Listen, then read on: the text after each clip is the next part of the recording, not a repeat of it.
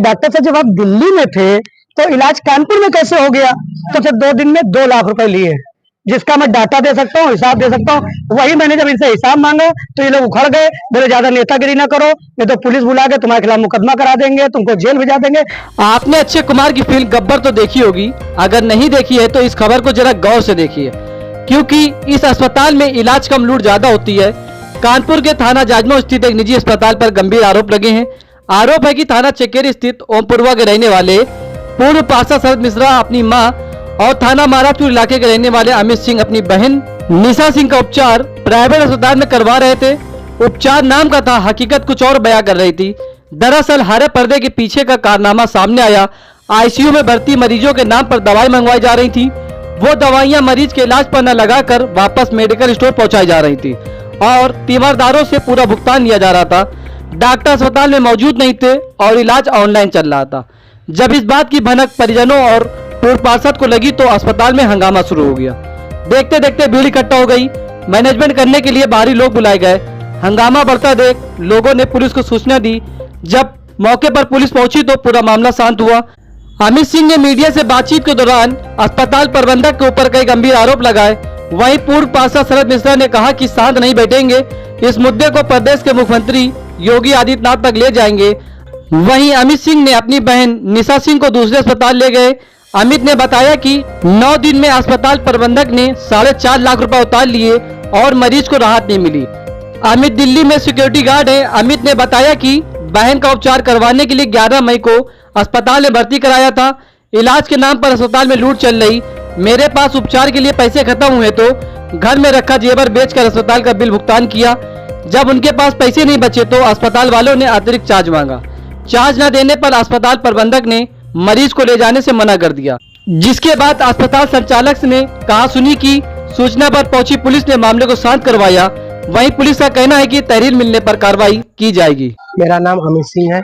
जैसे यहाँ हंगामा किस बात को लेकर हंगामा चल रहा है? यहाँ पे मतलब हंगामा इस बात में चल रहा है कि पेशेंट का इलाज सही तरीके से नहीं हो रहा है। एक दिन का जो मतलब अमाउंट 40 से 50 हजार रुपए आता था यहाँ पर। क्या क्या दिक्कत थी मरीज को? मरीज ने गुस्से में टॉनिक पी लिया था और टॉनिक पीने से कारण उसकी हालत जो है मतलब खराब हो गई थी। मैंने नियर बाई हॉस्पिटल डिलाइट था, वहाँ पे जाके इसको दिखाया। जाके वहाँ पे इसका जाके मतलब उल्टी जाके मतलब इसे करवाई पानी डाल के, तो इसका ऑक्सीजन लेवल घटने लगा था। उन्होंने यहाँ मिस्का हॉस्पिटल के लिए रिफर कर दिया है। 11 मई को सुबह मॉर्निंग में मेरा भाई यहाँ पर इसको लेकर के आया, इसको एडमिट कराया। 1 घंटे बाद इसको वेंटिलेटर में डाल दिया। बोला कि मैं 24 घंटे तक कुछ नहीं कह सकता। मैंने कहा कोई बात नहीं, इसका इलाज होता रहा। इसके बाद फिर बोला कि अभी तो ठीक है पहले से, अब 72 घंटे तक इसको हम देखते हैं वेंटिलेटर में। 72 घंटे तक इसको हम लोग मतलब देखते रहे। डेली का पेमेंट 40 से 50 हजार रुपये डेली पेमेंट हो रहा था यहाँ पर। मैं उसका पे भी कर रहा था जहाँ से भी ला करके। इसके बाद जो है 72 घंटे भी हो गए, तब भी वो हल्की सी होश में आई। बोला आपका पहले से बेटर है। इसके बाद यहाँ पर जो है बोला कि जो अभी 24 घंटा और रखेंगे वेंटिलेटर में। कितने दिन वेंटिलेटर रखा? 96 घंटे। क्या नाम है मरीज का? मरीज का नाम निशा सिंह है। फिर आगे? और इसके बाद उसको जब 96 घंटे के बाद जब इसको होश आया तो इसको वेंटिलेटर से हटा करके अभी आईसीयू में ही रखा था। 1 दिन तक आईसीयू में रख करके दूसरे दिन उसको एचडीयू में रख दिया।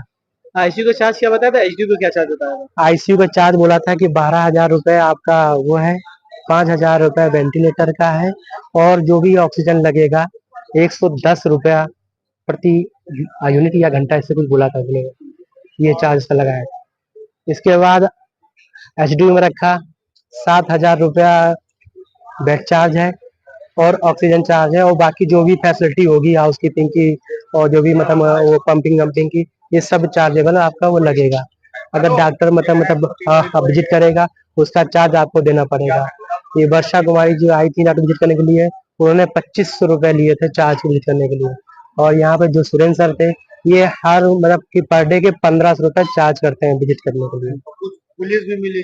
वो कितना रुपए अभी तक ले लिया आपसे और आगे क्या मांगती जिस बात को लेकर हंगामा कर रहे थे? ये तकरीबन मतलब कि 3.5 लाख के आसपास मैं इनको मतलब दे चुका था और ये अभी मतलब कि 4 के आसपास, और अभी ये बाकी है मतलब कि 60,000 रुपए की बिल आकर अभी अब बाकी है।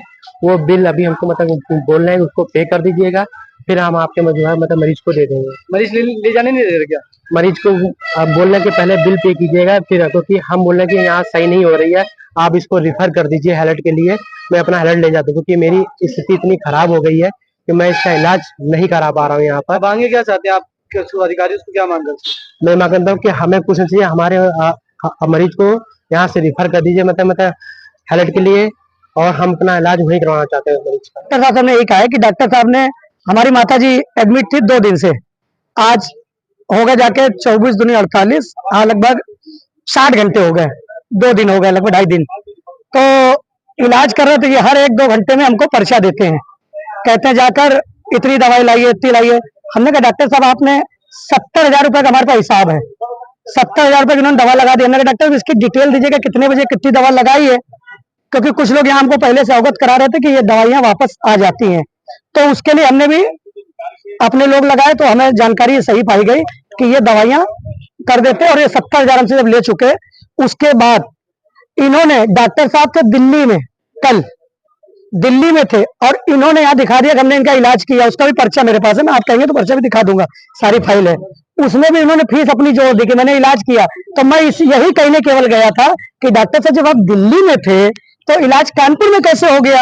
तो कह रहे मैंने दिल्ली से ऑनलाइन इलाज कर दिया।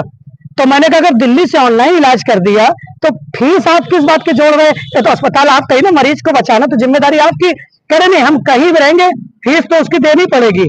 और उसके अलावा ये 25-2500 के डॉक्टर दिखाए थे, 2 सुबह बुलाए, शाम को बुलाए। इन्होंने हमसे 2 दिन में 2 लाख रुपए लिए, जिसका मैं डाटा दे सकता हूँ, हिसाब दे सकता हूँ। वही मैंने जब इनसे हिसाब मांगा तो ये लोग उखड़ गए, बोले ज्यादा नेतागिरी ना करो, नहीं तो पुलिस बुला के तुम्हारे खिलाफ मुकदमा करा देंगे, तुमको जेल भेजा देंगे। हमने डॉक्टर साहब हम कहीं भी चले जाएंगे, लेकिन न्याय की लड़ाई लड़ेंगे। हमारे साथ हमारे मंडल अध्यक्ष भी हैं भारतीय जनता पार्टी के, सनी जायसवाल, वर्तमान में पार्षद है जितेंद्र चौरसिया। हम लोग इस समय जनता के लिए खड़े हैं। उसके अलावा एक लेडीज और थी लड़की, उससे इन्होंने 4.5 से 5 लाख रुपए का बिल मैं आपको दे दूंगा, इन्होंने 5 से 6 दिन में ले लिया। और सुबह से 4 घंटे से हम लोग इनसे हिसाब मांग रहे हैं, उसका ये पैसा का पर्चा नहीं दे रहे हैं, और कह रहे जहां जाना हो जिसको बुलाना बुला लो। इस तरीके की अमर्यादित भाषा का हम लोगों से प्रयोग कर रहे हैं, और ये सोच रहे हैं कि ये लोग उत्तेजित हो जाए तो हम लोग कुछ इस तरीके करें तो इनके खिलाफ हो, लेकिन हम लोग ने किसी तरीके से वो नहीं किया। अच्छा, मौके पुलिस आई, क्या बातचीत बनी? पुलिस ने भी आई, पुलिस ने भी आकर हमसे यही कहा है कि इनके खिलाफ शिकायतें हमको पहले भी मिलती रही हैं, अगर आपको कोई आपत्ति हो तो आप लिखित इनके खिलाफ कंप्लेन करिए, जो भी कानूनी कार्रवाई होगी उनके ऊपर कठोर कार्रवाई की जाएगी। कई सारी घटना सामने आई है, अब आगे इसमें क्या कार्रवाई करवाएंगे? देखिए, पुलिस ने हमसे कहा है, पुलिस का हमें और योगी सरकार पर हमें पूरा भरोसा है। ऊपर सरकार के सब लोग अच्छे बैठे हुए हैं, इनके ऊपर कठोरतम कार्रवाई होगी। उसके लिए हम लोग थाने जाएंगे, लिखित कंप्लेन इनके खिलाफ, इनके भ्रष्टाचार के खिलाफ करेंगे, और ज्यादा वो सड़कों पे ऊपर का आंदोलन करेंगे। सुरेंद्र पटेल डॉक्टर हैं, कह रहे हैं कि आपको जहां जाना हो चले जाओ। ये इन्होंने इस तरीके बोल दिया क्योंकि इन्होंने हमको नहीं, हमारी भारतीय जनता पार्टी की सरकार को इन्होंने जाकर चैलेंज किया है। तो उसके लिए हम योगी जी लोग से मिलेंगे कि इस तरीके के लोगों के ऊपर कठोरतम कार्रवाई करिए, जो सरकार को बदनाम करने का काम कर रहे हैं, प्राइवेट अस्पताल की आड़ में जनता को लूट रहे हैं।